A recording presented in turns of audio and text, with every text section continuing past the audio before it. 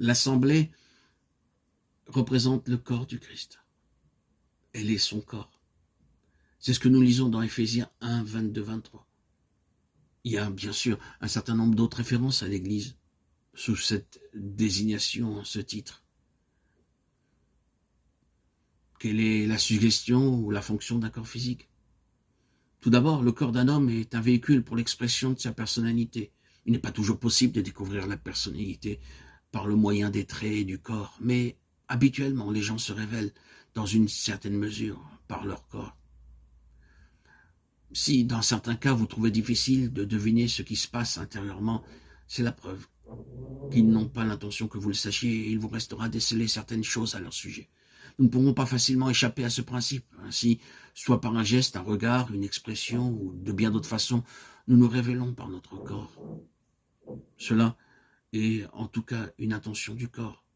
Être l'expression de l'intérieur de l'homme, la possibilité de s'exprimer. De même, l'assemblée qui est son corps est le vase, l'incarnation du Seigneur, l'esprit, dans lequel et par lequel il doit s'exprimer. Si l'Église, telle que nous la rencontrons, concordait avec la pensée divine, nous saurions à quoi ressemblerait le Seigneur. Prenons ceci à cœur, que la raison d'être d'une assemblée permette au monde de savoir à quoi ressemble Christ. Hélas, nous le décevons tellement quant à ce témoignage. C'est souvent si difficile de percevoir le réel caractère du Seigneur Jésus dans son peuple. Mais c'est là la toute première signification du corps de Christ. En outre, et ici nous sommes sur un terrain familier, un corps physique est un ensemble organique.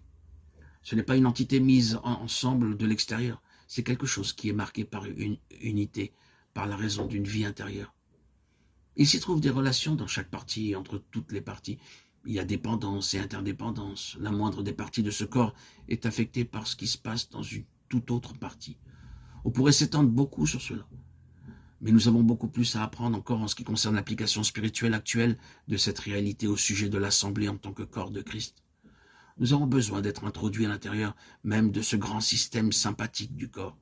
Et cela requiert une réelle œuvre de grâce en nous. Cela est exprimé de plusieurs manières dans la parole. Souvenez-vous des prisonniers comme si vous étiez liés avec eux, de ceux qui sont maltraités comme étant vous-même, aussi dans le corps. Hébreux 13.3. C'est-à-dire que nous devons entrer dans leur situation par l'esprit. C'est un ensemble organique. Et si un membre souffre, tous les membres souffrent avec lui. 1 Corinthiens 12, 26.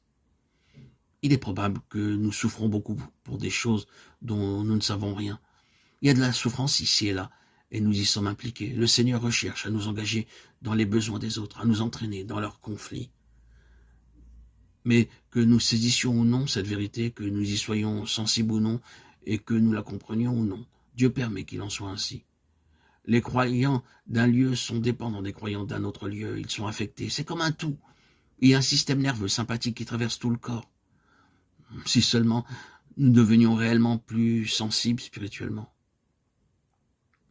l'expression du corps serait beaucoup plus parfaite. Notre état de mort, notre insensibilité, notre manque de réelle sensibilité spirituelle a pour résultat plus de souffrance et plus de pertes qu'il est nécessaire d'en avoir. Mais si seulement nous pouvions, non pas de façon mécanique, ni par information, mais sur le principe du corps, être mis en mouvement dans une sympathie et une coopération universelle avec le peuple de Dieu. Notre sensibilité est si souvent mécanique. Nous devons lire ou entendre le rapport de l'être, recevoir d'une façon ou d'une autre une information en vue d'être stimulé à prier dans une certaine mesure. Mais je crois que ces moyens, tant complètement mis à part, si nous étions réellement dans l'esprit, celui-ci déposerait sur nos cœurs des fardeaux en faveur des autres. Ne pensez-vous pas que c'est une question que nous devrions continuellement apporter devant le Seigneur?